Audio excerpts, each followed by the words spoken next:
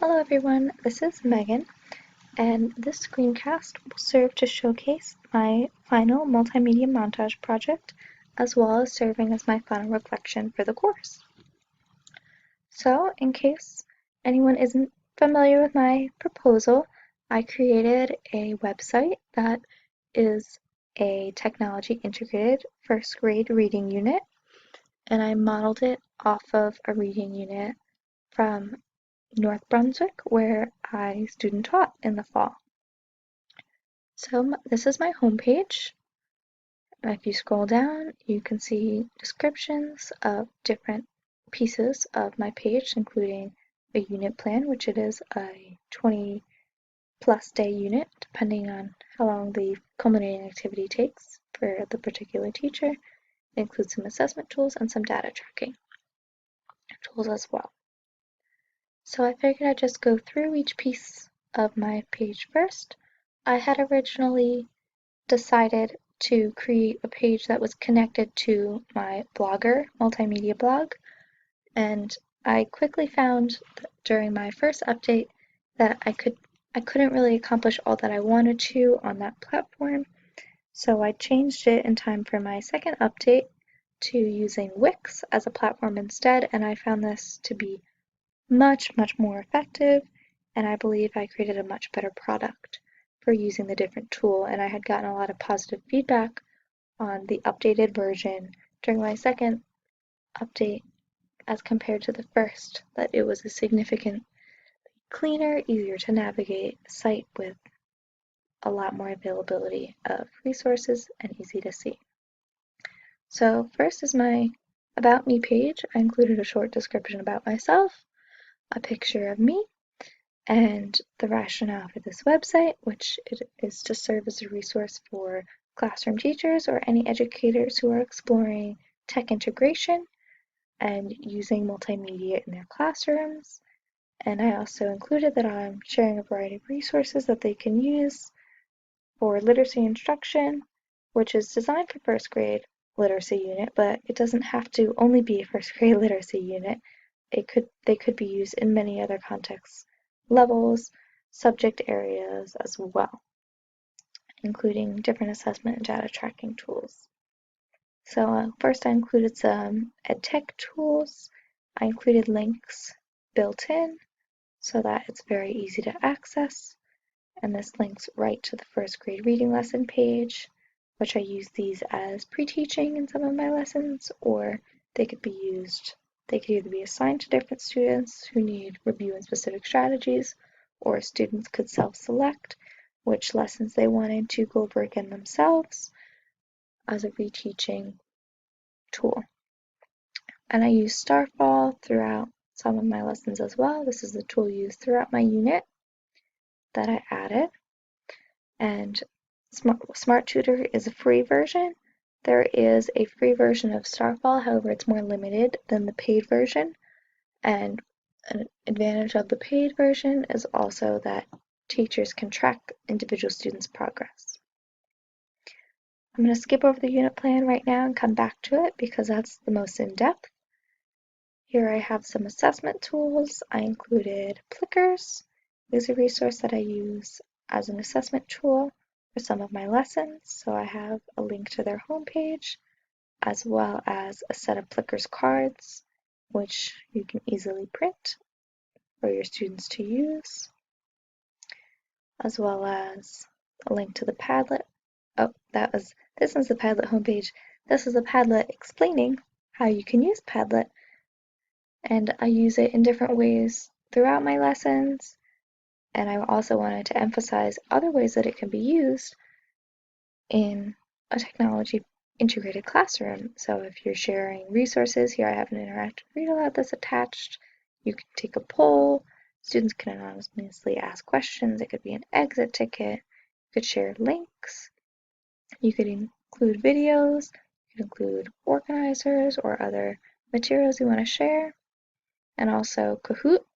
I have a link both to the homepage, where Kahoot is free resource. It's a great formative assessment tool where you can quickly check in with your students, see if they're where you think they are with your lesson, or if you need to, on the spot, make a modification. And here I included an example of my Features of Fiction quiz, which I use later on. In terms of data tracking, I included Vocaroo, which I first learned about during, I don't remember if it was my MDMC project or if it was an introduction to the course. I forget which one came first. But I included a sample, which was my introduction. I also included Google Sheets and a way that I have used it as an assessment tracking tool for a case study that I created. And I also included Cam Scanner app and how you can use it to easily keep track of shared materials with students or otherwise.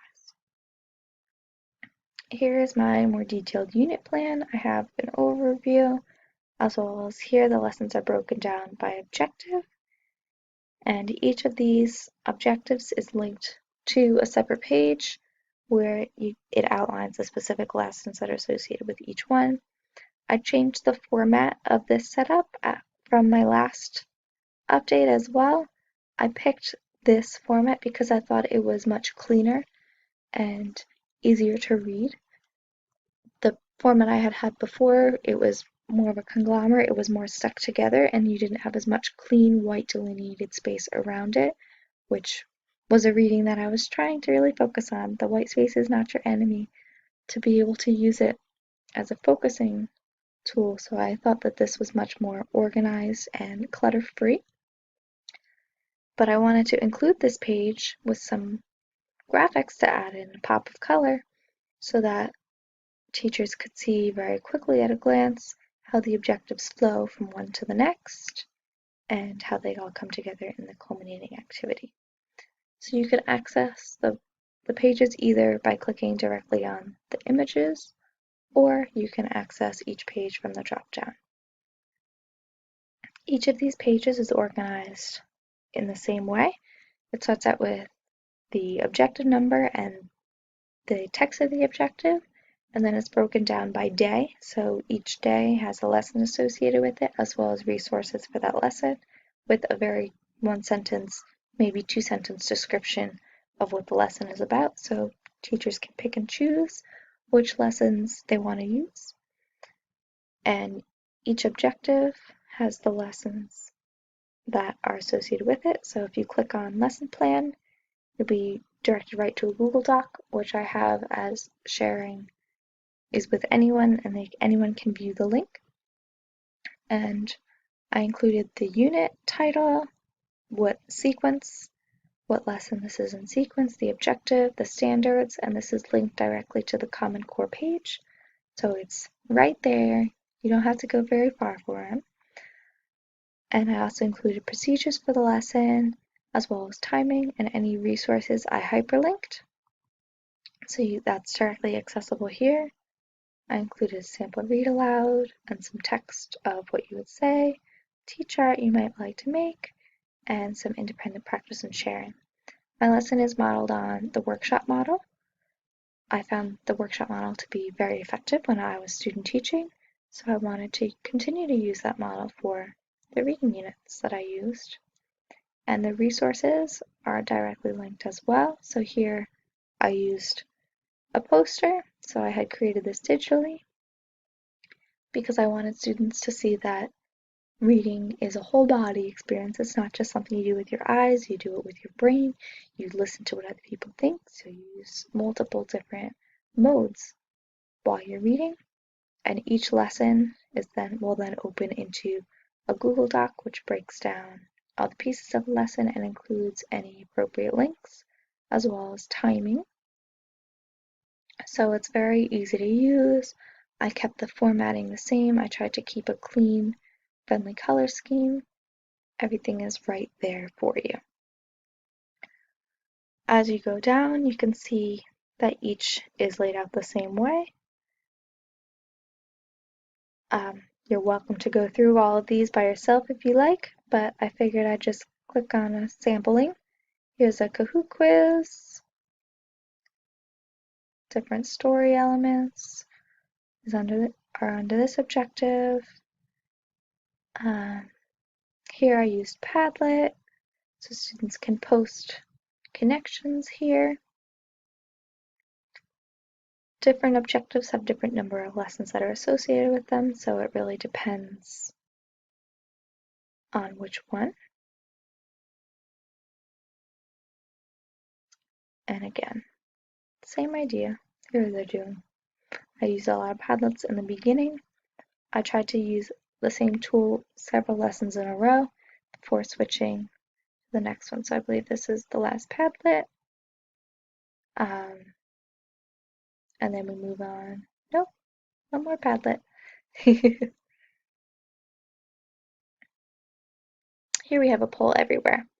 So this is a different digital tool that I use, a different way to incorporate different types of media into your instruction. And as my culminating activity, students are having conferences, so I have a lesson plan for that, and I also have a conferencing forum that includes all the different important pieces in a retelling, so it's very easy to use. My goal was to create a very user-friendly site, and I hope that comes across. In terms of what I was thinking as I was creating the site, in terms of design, I was trying to focus on how much white space I was using and to create a very crisp and clean look to make it a little more organized so that teachers who are unfamiliar with technology in particular wouldn't be afraid or nervous, so that it would come off as very clean cut, very easy to use, which was my goal.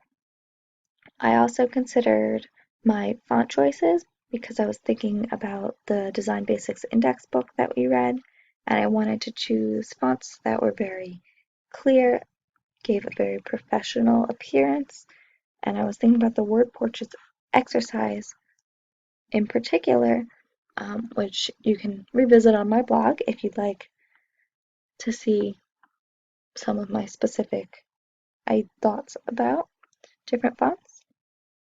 And I wanted to really emphasize the clear professional look.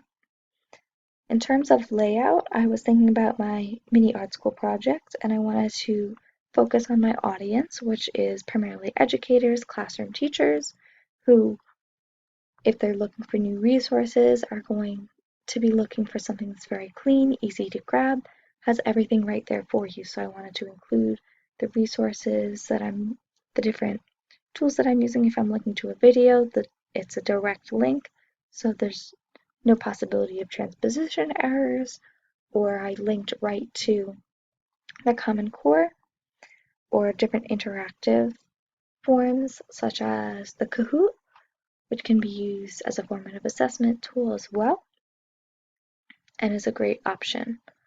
And presentations, I use Google Slides if I created any, because I figured that was a more accessible tool than Smart Notebook, which was in my original proposal, so that was another little change. In terms of creating this project, I had never created a website before, so I learned a lot about how to move different things around, how to add different graphics, how to link pages to each other, and how to create different menus that were easy to use and to make it very easy to navigate. So I learned a lot about website creation and about all of what was out there. I wasn't necessarily aware of all these different resources that I definitely want to be including in my instruction, and I'd like to share them with others as well so they can include them as well. So I try to take as much of your feedback into account as possible, so I hope you can see that. And I really think it's so important to incorporate technology into teaching because our students are growing up in a digital world where they need to be successful in a 21st century environment.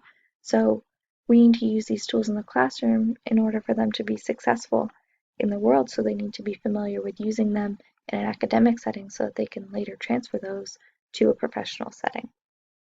So I hope you enjoyed my presentation.